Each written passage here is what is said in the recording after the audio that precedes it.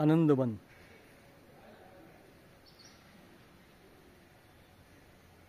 तालुका वरोरा, जिल्हा चंद्रपूर।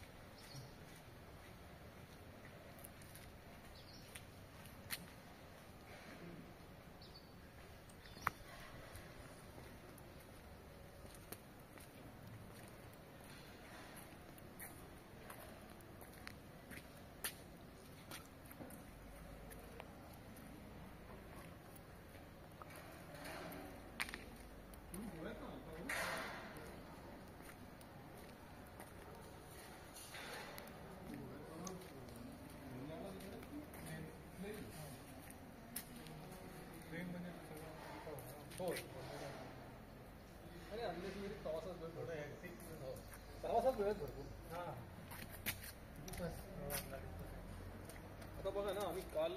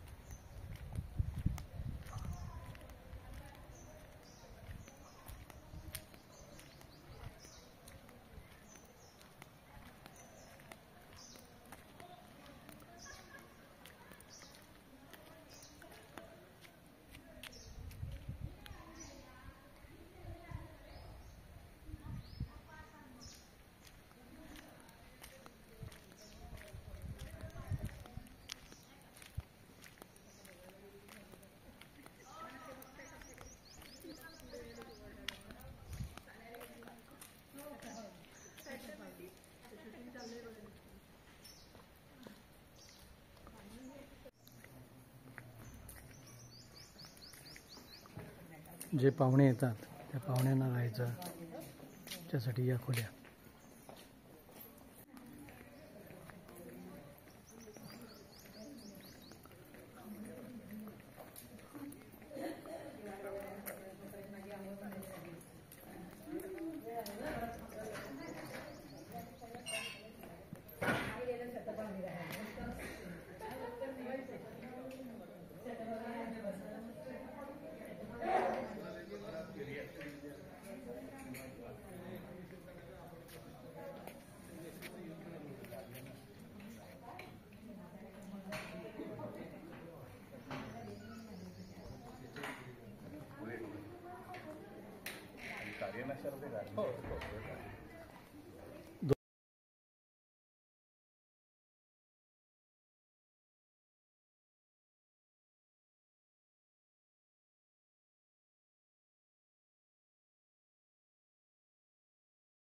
माझं नाव प्रमोद बक्षी, मी इथलाच कार्यकर्ता आहे.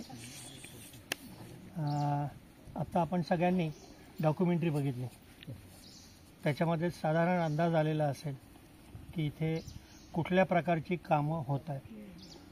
आता काळानुसार काही कामं चेंजेस पण झालेले आहेत, ते तर आपण बघणारच आहोत. आता इथे आणण्याचा मुख्य उद्देश तो असा आहे की आपण या जागी का आलो आहे, त्याच्यासाठी थोडी प्राथमिक माहिती मी देतो आहे.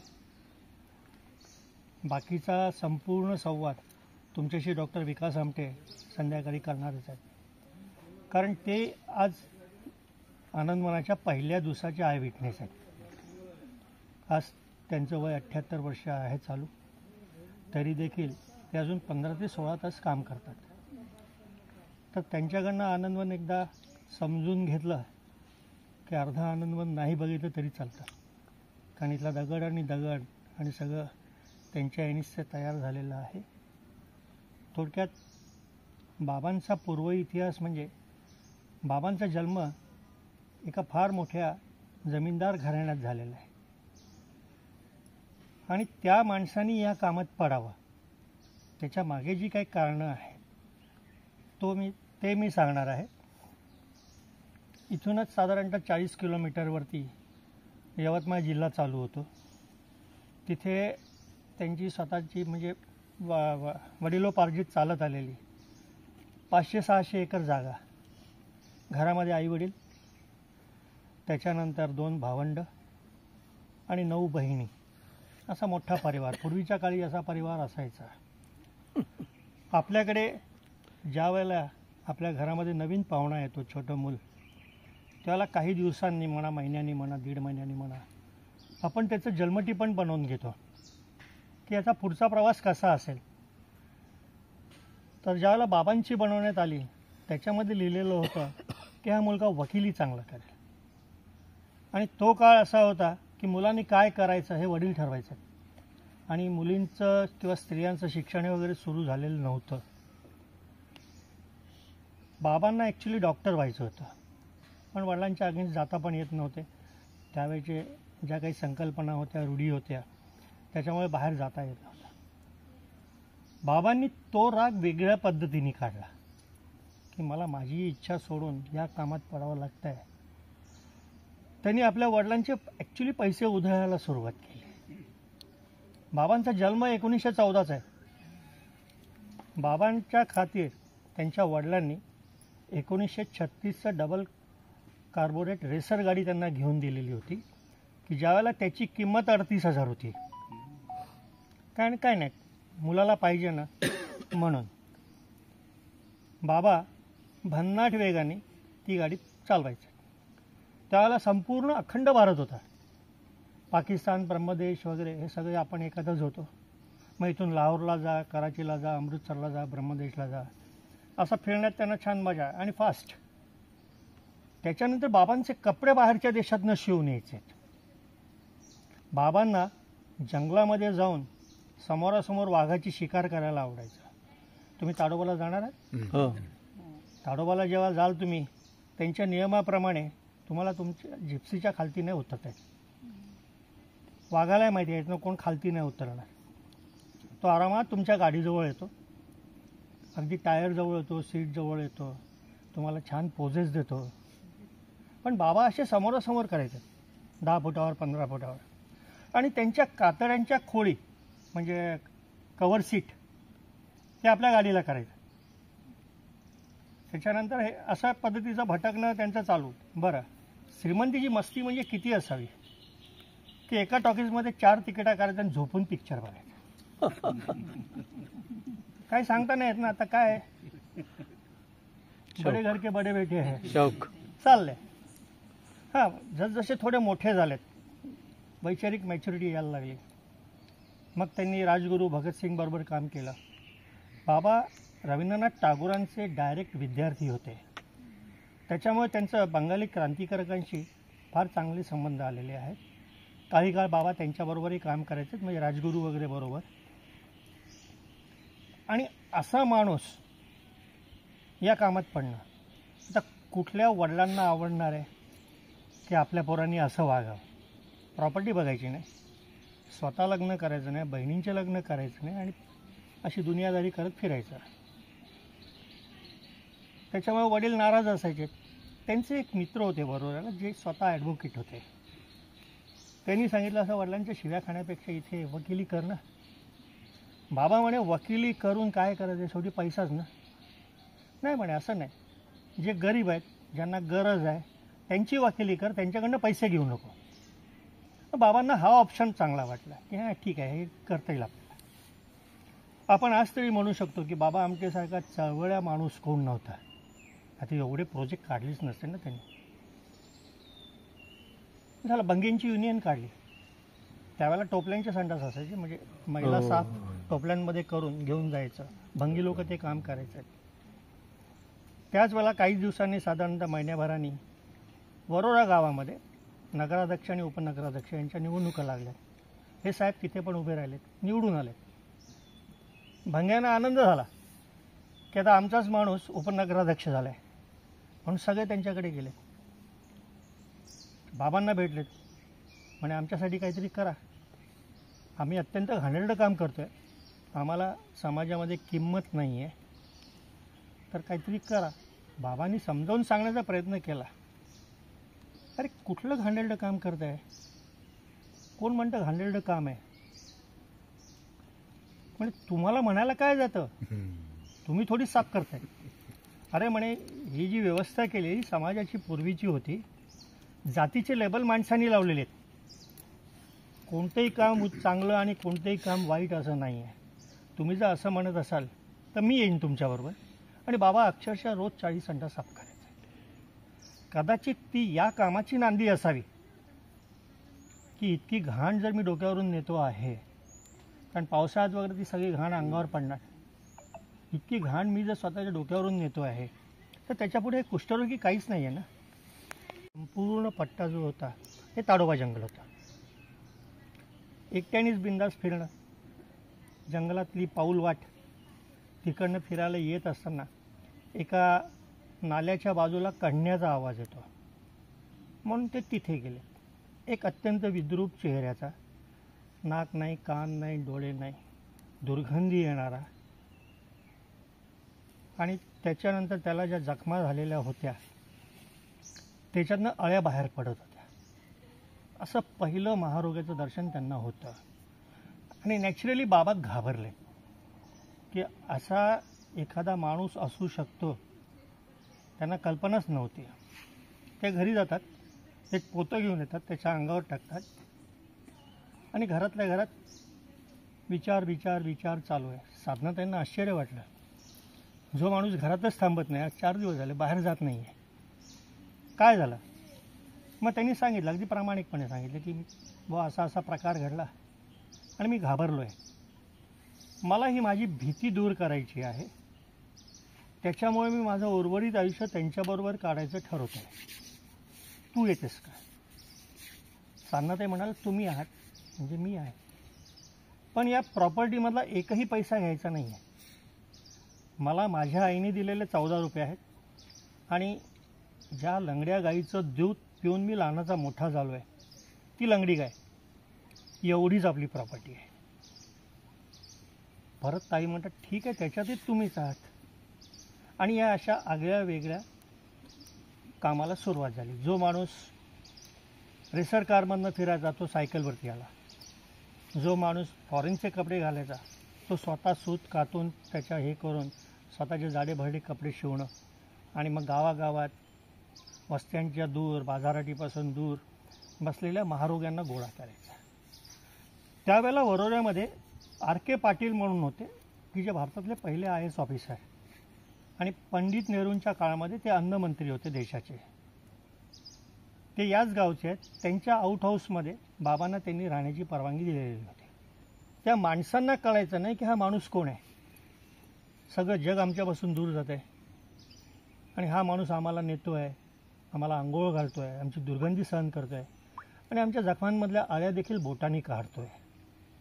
कोण आहे हा? आमची दाढी करतो आहे. आणि ही माऊली कोण आहे की जे आमच्यासाठी गरम पाणी करते, कपडे धुते, जेवायला देते, म्हणजे जेवण तयार करते, भांडी घासते. अशा पद्धतीने ते काम सुरू होतं. इथले माणसं वाढत चाललेले आहेत. गाववाल्यांनी बहिष्कार घातला की घाण आम्हाला आमच्या गावात नको आहे, तुम्ही इथून बाहेर जा. मग त्यावेळेला बाबा इथे ताडोबा जंगलात आले.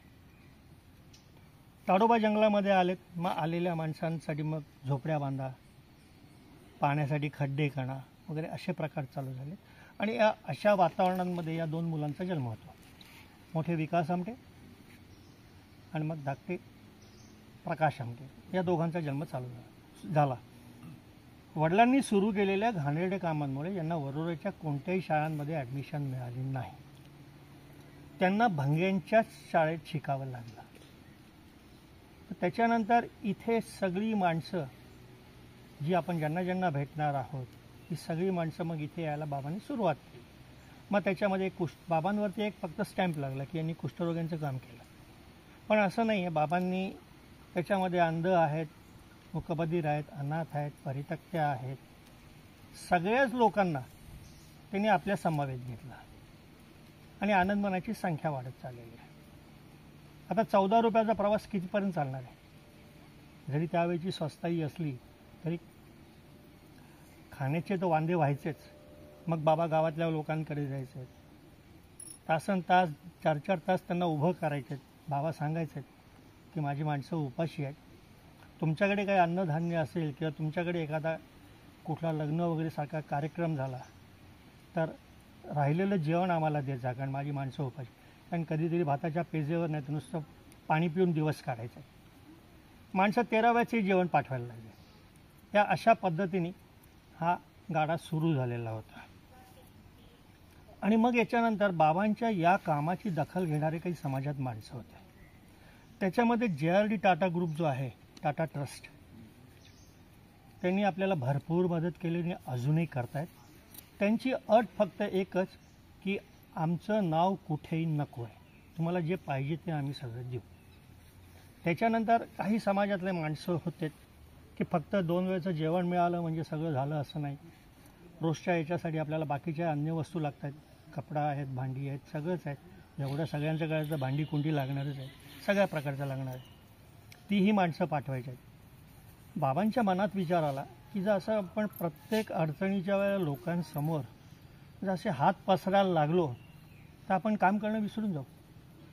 अडचण आली की लोकांपुढे हात पसरा, ते देतात. मग आपण काम कसं करायचं? बाहेर हे भीक मागत होते, आता मी भीक मागतोय. प्रत्येक वेळेला अशी वाट बघणं कितपत चांगलं आहे. म्हणून त्यांनी आपल्या सगळ्या माणसांना एकत्र आणलं आणि त्यांनी सांगितलं की हे असं असं आहे, आपण असं किती दिवस लोकांची मदत घ्यायची, ते चांगल्या मनाने देतात. आपल्याला ज्या ज्या वस्तू पाहिजे, ज्या ज्या अडचणीत निर्माण होतात ते मदत करतात. पण हे घेतलेलं दानात जे आहे ती एक शेवटी प्रकारची भीक आहे ना, कारण आपण त्यांना मागतोय. म्हणे बाबा आपल्याकडे कोणी येतच नाही येत. म्हणे अरे येत नाही कसं म्हणतोय, कसे येतील? आपले विद्रूप चेहरे आहेत, त्याच्यानंतर आपल्या अंगाला दुर्गंधी आहे, आपल्या जखमांमध्ये अळ्या आहेत, कोण येणार आहे? पण त्यांची मदत तर येते.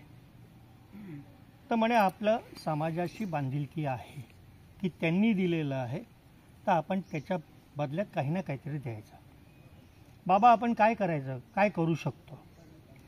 त्यावेळेला नागपूर ते चंद्रपूरमध्ये एकही कॉलेज नव्हतं. जगात पहिल्यांदा आणि अजूनपर्यंत शेवटचा कुष्ठरोग्यांनी समाजाकरता 4 डिग्री कॉलेज आपल्या हाताने बांधलेले, आपल्या हाताने बांधलेले. सायन्स, कॉमर्स, आर्ट्स आणि ॲग्रिकल्चर. आज मोठी इमारत झालेली आहे कॉलेजची. तुम्ही ज्याला इकडनं आलात आनंद कला निकेतन कॉलेज दिसलं असेल, त्याच्या पाठीमागे सगळे जुने आहेत बांधलेलं त्यांचं कन्स्ट्रक्शन. तिथे आता ऑफिस म्हणून उपयोग केला जातो. आज त्याच कॉलेजचे विद्यार्थी ऑलिम्पिक 28ची तयारी करत आहेत. 3,000 ते 4,000 मुलं आहेत. आणि विकास आमटे, प्रकाश आमटे हे दोघं पहिल्या वर्षाचे विद्यार्थी. आणि महारोग्यांनी बांधलेलं म्हणून फेल्युअर मुलं, समाजातले माणसं पाठवत नव्हते. त्याच्यानंतर ॲग्रिकल्चर कॉलेज काढण्याचा मागचा जो उद्देश होता की माझे हात नेहमी भिकेसाठी पुढे जायचे. आता आपण इथे शेतकी शास्त्रज्ञ तयार करू आणि संपूर्ण देशाला धान्याचे विविध उत्पादनाचे प्रयोग करून देशाला हे करू म्हणून. त्याच कॉलेजचा एक विद्यार्थी डॉक्टर चंद्रा इल्ला यांनी डिग्री झाल्यानंतर तो फार्मसीला गेला आणि त्यांनी कोविडची लस शोधून काढली आणि आनंदवनाला गुरुदक्षिणा म्हणून 42 लाख डोस त्यांनी आनंदवनला दिले. विकास भाऊंना देखील माहीत नव्हतं की हा विद्यार्थी आपल्या कॉलेजचा आहे, कारण काय प्रत्येक विद्यार्थ्याला भेटणं शक्यच नव्हतं. त्याच्यानंतर मग बाबांनी ज्या वेळेला अन्नाची हे होती मारामार होत होती तेव्हा बाबांनी आपल्या जीवनाचं मुख्य ध्येय अन्न हे असं अध्यात्म ठरवलं की 2 वेळचं जेवण जर माझ्या पोटामध्ये असेल तर मी कोणतेही काम करू शकतो, अन्यथा मी काहीच करू शकत नाही. म्हणून आनंदवनामध्ये तुम्हाला एकही मंदिर, मस्जिद, गुरुद्वारा, चर्च दिसणार नाही. ताई आणि बाबांनी याच विद्रूप चेहऱ्यांमध्ये परमेश्वर बघितलाय, त्यांची सेवा केलेली आहे. म्हणून बाहेरच्या जगामध्ये साईबाबा आहे, आमच्याकडे न मागता मिळालेलं देव पण आहे ताई आणि बाबा. तर याच्यामधनं हे सगळं सुरू होतं. बाबा मूळचे शेतकरी, त्याच्यामुळे शेतीकडे त्यांचा जास्त ओढा, कारण जेवण मिळतं, विकता येतं, त्यातनं 4 पैसे, पण परत महारोग्यांनी बनवलेलं म्हणून कोणी विकत घेत नव्हतं. फार थोडे लोक, बरं त्याचं मूल्य पण ठरवायचं नाहीत, तुम्हाला पाहिजे तेवढं घ्या, तुम्हाला जे पैसे द्यायचे तेवढे द्या. श्रीमंत माणसं थट्टा करायचे, गरीब माणसं कमी घ्यायचे पण पैसे जास्त द्यायचे. मी तुम्हाला आधीच सांगितलं की बाबा वकील होते, त्यांना मेडिकल नॉलेज 0 होतं. त्या याच्यातनं त्यांनी विनोबा भावेंच्या मागे लकडा लावला की मला मेडिकलचं काहीच नॉलेज नाही आणि मी या कामात पडतो आहे, तर मला काही शिकता येईल अशा पद्धतीने तुम्ही काहीतरी करा. विनोबा भावेंनी समजावून सांगण्याचा खूप प्रयत्न केला की तुला ॲडमिशन कशी मिळेल, तू आर्ट्सचा विद्यार्थी आहे, वकील आहे, सायन्सला कशी मिळेल ते मला माहीत नाही, तुम्ही काय ते करा. मग पंडित नेहरूंनी त्यावेळच्या ज्या हेल्थ मिनिस्टर होत्या त्यांना सांगितलं. त्याच्यानंतर त्या हेल्थ मिनिस्टरनी बाबांना कलकत्ता मेडिकल रिसर्च सेंटरला 6 महिन्याच्या ट्रेनिंगसाठी पाठवलं आणि मग त्यांना सांगण्यात आलं की आम्ही तुम्हाला सर्टिफिकेट नाही देणार, कारण तुम्ही आर्ट्सचे आहात, तुम्हाला काम शिकता येईल. बाबा म्हणे मला त्याचीच गरज आहे, सर्टिफिकेटची गरज नाही आहे. मग अशा पद्धतीने ते तिथे शिकायला गेले. मग ज्यावेळेला हे तिथे ज्या पद्धतीचं काम करणार होते तर तिथे डॉक्टर धर्मेंद्र म्हणून होते. त्यांना विचारलं की महारोग जो हा आहे, हजारो वर्ष आहे जुना, आपल्या देशामध्ये करोडो माणसं आहेत, मग त्याच्यावरचं व्हॅक्सिन का नाही निघाले. त्यावेळेला त्यांना डॉक्टर धर्मेंद्रनी सांगितलं की हा फक्त आणि फक्त मानव जातीला होतो आहे, हा प्राण्यांना होत नाही, हा पक्ष्यांना होत नाही, त्याच्यामुळे प्रायोगिक जनावर मिळालेलं नाही. बाबा म्हणे मग प्रायोगिक जनावर मिळत नाही म्हणून करोडो लोक अशाच घाणेरड्या अवस्थेत राहायचं, भीक मागत राहायचं. तुम्ही एक काम करा, माझ्या शरीरामध्ये तुम्ही जिवंत आणि मेलेले लेप्रसीचे जंतू टोचा. आता मेडिकल बोर्ड हाताळला, ज्याचे रिझल्ट माहीत नाही, ते त्या मूर्खासारखा म्हणतोय की तुम्ही मला इंजेक्ट करा म्हणून. म्हणे काय डोकं फिरलं आहे का, काही पण होईल. ठीक आहे, एक तर महारोग येईल, नाही तर मी मरेन, आणखीन काय होणार आहे. लग्न झालं आहे का, म्हणे हो, बायको आहे, 2 मुलं आहेत, त्यांना माहिती आहे का, हां इथे शिकायला आलो ते माहिती आहे. घरी फोन आहे का, म्हणे आहे. ट्रंक कॉल लावण्यात आला साधनाताईंना. मग साधनाताईंना ट्रंक कॉल लावण्यात आला, त्यांना समजवण्यात आलं की तुमच्या नवऱ्याला जरा काही समजावून सांगा, तो नको तो हट्ट करतो आहे की ज्याचे परिणाम माहीत नाही. त्या माऊलीने उत्तर दिलं ठीक आहे ना, ते म्हणतात तर करा ना तुम्ही, समजा ते गेले तर तुम्ही माझं शरीर वापरा. हे असं हे कपल होतं आणि बाबांच्या शरीरामध्ये जिवंत आणि मृत लेप्रसीचे जंतू टोचण्यात आले. 6 महिने अंडर ऑब्झर्वेशन ठेवण्यात आलं आणि त्यांना महारोग झाला नाही. या संपूर्ण जगामध्ये 101% टाईम लिमिटमध्ये बरा होणारा फक्त एकमेव रोग आहे की ज्याचं नाव महारोग आहे. उद्या मला जर महारोग झाला तर मला फक्त आणि फक्त 6 महिने औषध घ्यायचं आहे, त्याच्यानंतर मी माझं औषध बंद करायचं आहे, कोणतं पथ्य पाणी नाही, काही नाही. आणि आमच्या मनात भीती आहे. की हा स्पर्शाने होतो, हा एका ह्याच्यातनं दुसऱ्या आपल्याच कुटुंबामध्ये दुसऱ्यांना होतो, पण तसं काही नाही आहे. त्याच्यानंतर आत्ता आपण जिथे बसलेलो आहे ही जागा ही पूर्वीची स्मशानभूमी, आणि बाबांनी त्याच वेळेला सांगितलं होतं की मला माझ्या मृत्यूच्या नंतर केळीच्या पानात गुंडाळायचं आणि जमिनीमध्ये दफन करायचं. माझ्या सहकाऱ्यांनी इथे विश्रांती घेतलेली आहे, मी देखील इथेच राहणार आहे. मग बाबांच्या सांगण्यानुसार, सूचनेनुसार बाबांना केळीच्या पानात गुंडाळण्यात आलं आणि या मधल्या जागेमध्ये त्यांना जमिनीत दफन करण्यात आलं. त्याच्यानंतर साधनाताईंनी थोड्या लोकांना सांगितलेलं की मला माझ्या मृत्यूच्या नंतर बाबांच्या बाजूला दफन करण्यात यावं. जगातलं एकमेव जोडपं वैवाहिक जीवनात आणि मृत्यूच्या नंतर एकत्र आहे. दोघांमध्ये एवढी काही अटॅचमेंट होती. दोघंही 9 तारखेला गेले, दोघंही सेकंड सॅटर्डेला गेले. आणि तिसरी आहे ती शीतल, विकास आमटेंची मुलगी. आजच तिला जाऊन 4 वर्ष झालेले आहेत. 2020मध्ये ती गेलेली. अतिशय हुशार, गोल्ड मेडलिस्ट डॉक्टर. ज्या ज्या सब्जेक्टमध्ये हात घातला तिने गोल्ड मेडलच मिळवलेलं आहे. पण ती डिप्रेशनमध्ये असायची, कारण तिने तिच्या आजोबांपासून वडिलांपासून हे वाढत चालणारं जे काम बघितलेलं आहे. खूप स्वप्न बघायची ती. किंबहुना आनंदवनाला वर्ल्ड मॅपवरती नेण्याचं काम तिने केलेलं आहे, पण डिप्रेशनमध्ये. त्याच वेळेला नेमकं करोनाचा सेकंड वेव्ह सुरू झाला की ज्याच्यामध्ये संपूर्ण जगाचं नुकसान झालं आहे. फार जवळची माणसं गेली आहेत, मित्रपरिवार गेलेले आहेत की ज्यांच्या बॉड्या देखील मिळाल्या. तिच्या मनात भीती फक्त एकच की समजा मी गेली तर माझी पण बॉडी मिळणार नाही. मग ज्या दिवशी आमटे फॅमिली प्रकाश भाऊंकडे गेलेली होती, घरामध्ये सासू सासरे नवरा आणि मुलगा होता. ते कुठल्या तरी टेस्टसाठी गावात गेलेले आणि तिने पॉयझनचं इंजेक्शन टोचून घेतलं, कारण का तर बॉडी मिळाली म्हणून. आणि मग ती आपल्या आजोबांच्या कुशीत आहे. तर अशा पद्धतीने याचं स्थान महात्म्य. त्या बाजूला तुम्हाला तिथे झाडं लावलेली दिसतील, नावाच्या पाट्या दिसतील. आनंदवनामध्ये पण जवळजवळ 300 ते 400 माणसं या याच्यात गेलेले आहेत की ज्यांच्या बॉड्या मिळालेल्या नाहीत. त्यांना आपण इथे दफन केलेलं आहे. दफन नाही, त्यांच्या आठवणीचं एक झाड लावलेलं आहे. त्याच्यानंतर इथून तुम्ही ज्यावेळेला बाहेर पडाल, बाबा ज्यावेळेला कुष्ठरोग्यांना गोळा करायला बाहेर पडायचे तेव्हा साधनाताई रस्त्यात, मंदिरात, कचऱ्याच्या डब्यात, काटेरी झोडपात फेकून दिलेल्या लहान मुलींना आणि मुलांना गोळा करायचं. मुलींना गोळा करण्याचं कारण एकच की मुलगी ज्यावेळेला जन्माला येते, आपल्या घराण्याला तिचा काही उपयोग नाही.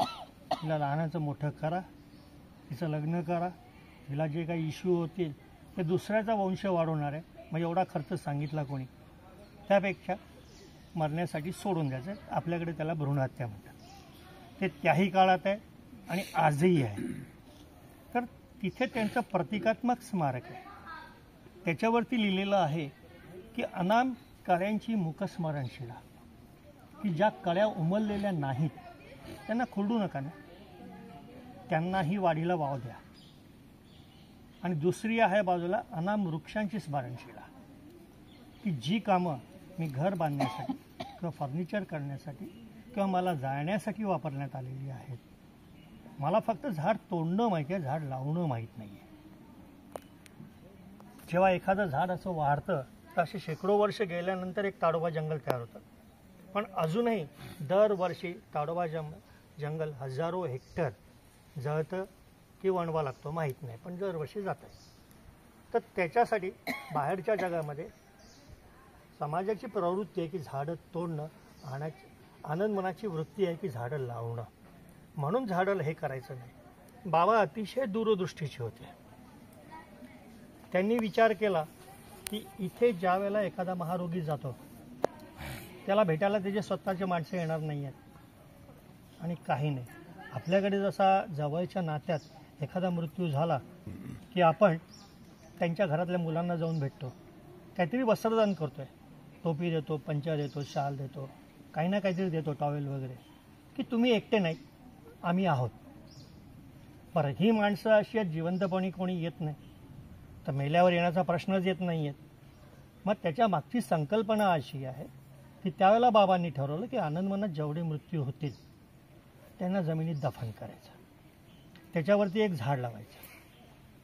आणि मग त्या याच्यातनं त्यांनी अशा पद्धतीने विचार करून त्यांना सांगितलं की तुम्हाला जिवंतपणी तुमची माणसं भेटायला येत नाही, म्हणून या जगाविषयी आणि तुमच्या माणसांविषयी तुमच्या मनामध्ये खंत निर्माण नका होऊ देऊ की मला कोणी भेटायला आलेलं नाही. की बाहेरच्या जगामध्ये माणसं आपल्या जवळच्या माणसांना भेटतात, त्यांना वस्त्रदान करतात. हा निसर्ग जो आहे ना, तुमच्यावरती जे झाड लावलेलं आहे हे दरवर्षी तुम्हाला पानगळीच्या रूपाने दरवर्षी वस्त्रदान करणार आहे. हे अशा पद्धतीचे बाबांचे हे विचार होते की आनंदवन नुसतं बघितलं तर एक स्मार्ट सिटी दिसेल, पण याच्यासाठी 75 वर्ष जावे लागले. तो हे वर्ष 75वं वर्ष आहे की महारोगी सेवा समिती वरोरा हा पब्लिक चॅरिटेबल ट्रस्ट हे झालेला आहे आणि 75 वर्ष पूर्ण झालेले आहेत. तर त्याच्यामुळे आनंदवनबद्दल तुम्ही पुस्तक वाचा किंवा एखादा चित्रपट बघा, त्याच्यामध्ये फक्त एक सेंट्रल आयडिया येते की काय चालतं इथे, कसं काय झालं आणि कसं होऊन गेलं.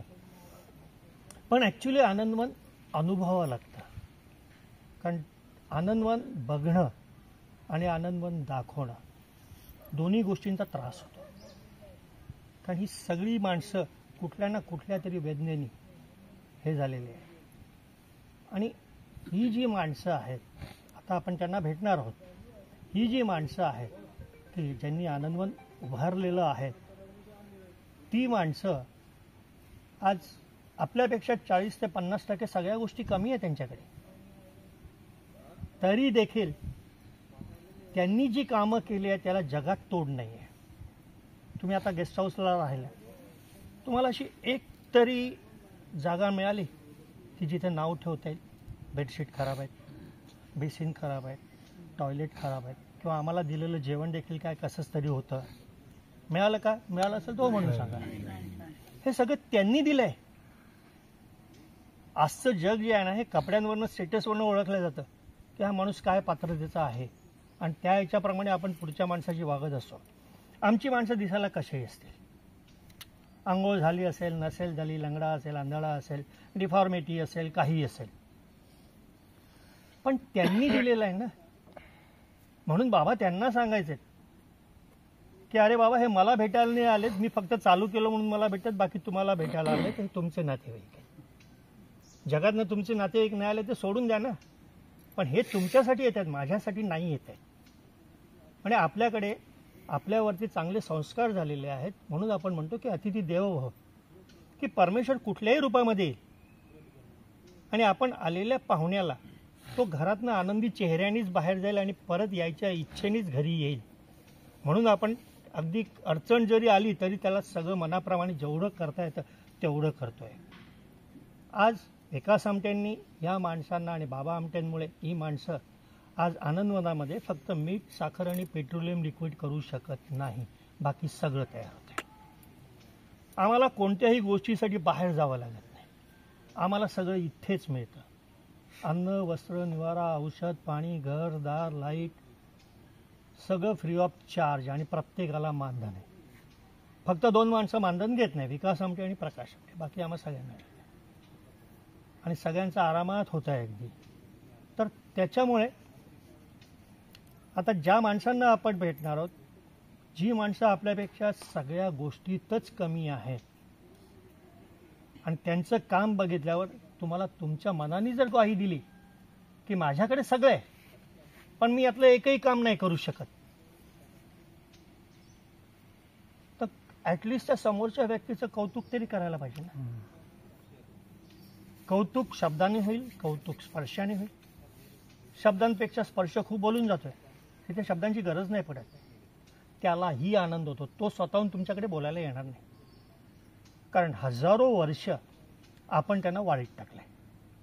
ते बरे झालेले आहेत तरी देखील त्यांना स्वीकारण्याची मानसिकता आमच्यात नाही.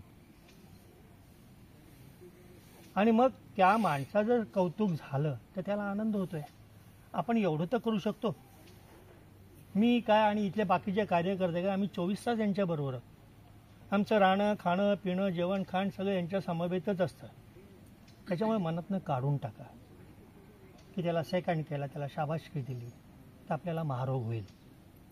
बरे झालेले आहेत, 101% बरे झालेले आहेत. तो प्रेमाचा स्पर्श करायला मुळीच हरकत नाही. समोरची व्यक्ती कोणी असू द्या, स्त्री असू द्या, पुरुष असू द्या, मुलगा असू द्या, मुलगी असू द्या, काही असू द्या, फक्त प्रेमाचं एवढंसं द्या, 1000 पटीने परत घ्या. बाकी कोणत्याही गोष्टीची अशी परतफेड होत नाही आणि हजारो पटीने तुम्हाला मिळते परत. तर त्याच्यामुळे हे बघताना हे नेमकं लक्षात ठेवायचं की या माणसांना तुम्ही डोनेशन देता नाही देता त्याच्याशी त्यांना काही देणं घेणं नाही आहे. कारण ताईबाबांच्या काळात त्यांना त्यावेळेला जे मिळायचं ते आजही मिळत आहे. तुम्ही देता नाही देत काही गरज नाही पडलेली आहे. तर त्याच्यामुळे विकास आमटेसारखा माणूस म्हणतोय की आनंदवन बंद करणं हे मिशन स्टेटमेंट आहे. याच कॉलेजमध्ये त्यांनी डिग्री हे केली, त्याच्यानंतर ते मेडिकलला गेलेत. दोघंही भावंड MBBS झालेत. प्रकाश भाऊंना सर्जन व्हायचं होतं, पण त्यांनी 1 वर्ष शिल्लक असताना हेमलकशाची जबाबदारी स्वीकारली की जिथे 24 ते 25 वर्ष लाईट नाही. मग त्या माणसाने मोटारीच्या हेडलाईटमध्ये, कंदिलामध्ये, टॉर्चमध्ये लाखो ऑपरेशनं केलेले. आणि विकास आमटे MBBS झाल्यानंतर 4 वर्षाचा लेप्रसीचा अभ्यासक्रम करून आनंदवनाला एक तरुण वयातला मुलगा, लेप्रसी स्पेशालिस्ट त्यावेळेचा, आणि ॲज ऑन टुडे ते इंटरनॅशनल सायंटिस्ट आहेत. त्या माणसाचं वय आजचं वय 78 आहे, तरी देखील तो माणूस 16 तास काम करतो आहे. आणि आम्ही 60 झाले की रिटायर केव्हा होतो याची वाट बघतो आहे. विकास आमटेंचं म्हणणं आहे की आम्हाला आनंदवन बंद करायचं आहे. ते याच्यासाठी की तुम्हाला जर आनंदवन बघून खूप छान वाटलं असेल तर फार मोठा पराभव आहे ना, की आपण फेकलेल्या माणसांनाच आपण परत भेटायला जाणं आणि ते जे काही काम करतायत त्याचं कौतुक करणं म्हणजे चांगली गोष्ट आहे. की ते स्वतःला उभं करून बघा की तिथे मी आहे, मलाही फॅमिली अटॅचमेंट आहे. माझी बायको पण इथेच राहते, मुलं सगळे मुंबईत असतात, एक मुलगी नागपूरला आहे. मी घराचा कर्ता पुरुष आहे किंवा कुटुंब प्रमुख म्हणून आहेत. मला मुली आहेत, मुलगा आहे, नातवंड आहेत, सुना आहेत, जावई आहेत, भावंड आहेत. आणि उद्या मला जर महारोग झाला आणि माझ्या घरच्यांनी इथे आणून ठेवलं आणि कोणी भेटायला नाही आला तर कुठली माझी बायको, कुठले माझे मुलं आणि कुठले माझे नातवंड, काय उपयोग काय त्याचा? जोपर्यंत मी कुटुंब प्रमुख होतो, चांगला होतो, तोपर्यंत नाही बाबा आहेत, नाही सासरे आहेत, नवरा आहे. पण ज्यावेळेला मग अशी ट्रीटमेंट मिळेल, इथे अशा हजारो दुःखी कहाणी आहेत. मग या दुःखी याच्यातनं आपल्याला आनंदवन बघणं चांगलं वाटेल का? इथे एक समोर घर आहे, तिथे एक गणपत मडावी म्हणून माणूस राहायचा. तो गणपत मडावी आम्ही रोज संध्याकाळी फिरायला जातो तासभर. तर आम्ही नेहमी चक्कर मारताना तो दिसला की हात मारतो, बाबाजी शांतपणे जेवण होत्या. तोही उठतो, हातबीत दाखवतो, हो हो हो. मध्ये 8-10 दिवस नव्हता म्हणून मग त्याला तो स्वतः बाहेर आला.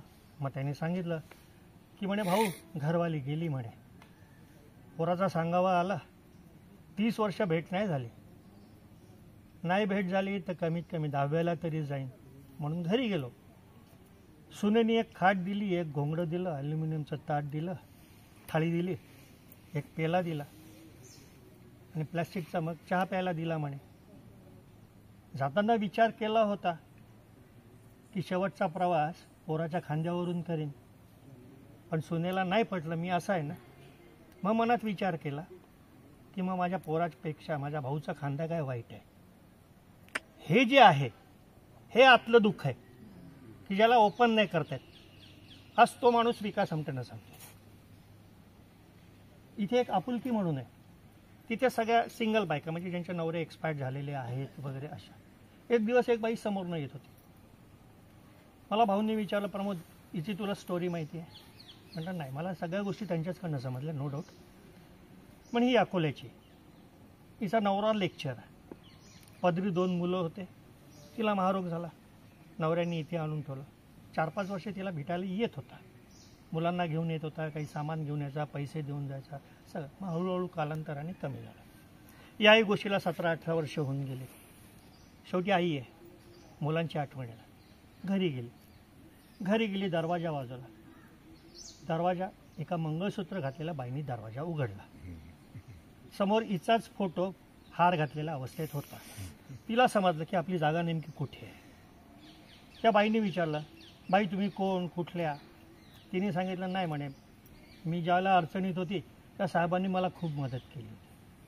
त्याचं ऋण तर मी पैशात नाही मोजू शकत म्हणून नमस्कार करायला आले. त्यांना 2 मुलं होते ना म्हणे, तेवढ्यात बाईकवरनं 2 मुलं आले आणि त्या बाईने सांगितली ही आमची मुलं. मग तिथे पण ती नाळ कापल्या गेली. ती कोणताही आकार तांडव न करता परत आपल्या इथे आली. आता मला सांगा ना, याच्यात काय आनंद वाटण्यासारखा आहे? अशा हजारो वेदनेच्या गोष्टी आहेत हो याच्यात. मी तुम्हाला जाणीवपूर्वक इमोशनल करण्याचा मुळीच प्रयत्न करत नाही आहे. त्यांचा त्रास समजावा म्हणून मी हे करतो आहे. इव्हन हे सांगताना मलाही त्रास होतो, तुम्हाला ऐकतानाही त्रास होतो. पण हे जर या गोष्टी जर नाही समजल्या तर काय उपयोग काय आहे? म्हणून मग आनंदवनसारख्या संस्था किंवा वाढत जाणारे अनाथाश्रम किंवा वाढत जाणारे वृद्धाश्रम किंवा एखादी स्त्री किंवा एखादी मुलगी ज्यावेळेला काही कामासाठी घराच्या बाहेर पडते, जोपर्यंत ती घरी येत नाही आहे तोपर्यंत घरातली व्यक्ती नाही झोपू शकत. अशा संस्था वाढणं म्हणजे देशाच्या प्रगतीचे लक्षण थोडीच आहे तो. या सगळ्या सिस्टीम ज्या दिवशी बंद होतील ना त्या दिवशी आम्ही प्रगतीचं एक पाऊल पुढे जाणार आहोत. आनंदवन पुस्तक वाचून चित्रपट बघून नाही समजणार. आता हे जेवढं आनंदवन उभारलं गेलं ना, विकास आमटेंच्या दृष्टिकोनात ही यांची लँड आली. तो सेनापती आहे, ते सांगतीलच आहे, पण तो सेनापती जरी असला तरी 24 तास यांच्याबरोबर उभा असतो. आणि हे खऱ्या अर्थाने आनंदवनचे ब्रँड अँबॅसेडर आहे. आनंदवन त्यांनी घडवलेलं आहे, विकास आमटेंनी नाही. आमच्या आनंदवनच्या दृष्टिकोनातून ही जी पोरं आहेत ना, तुमचे टूर ऑपरेटर, हे आमचे ब्रँड अँबॅसेडर आहेत. हे लोक तुम्हाला प्रवृत्त करतात की तुम्ही या. आता समाजातले ब्रँड अँबॅसेडर तुम्ही बना. जवळजवळ 10 माणसांना सांगा जवळच्या, ते पोरं आहेत ना तुम्हाला आणायला, की त्यांना घेऊन तेव्हा त्यांना ते खरं समजणार आहे.